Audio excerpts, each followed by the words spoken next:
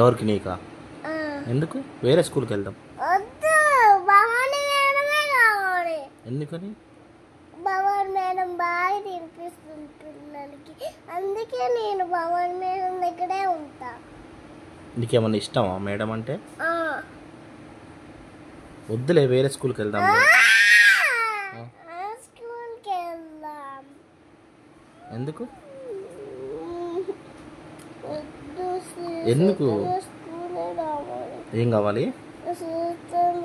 మంచిగా చెప్పు, వినపడట్లేదు. వేరే స్కూల్ వద్దా? ఇక్కడే ఉందామా మరి?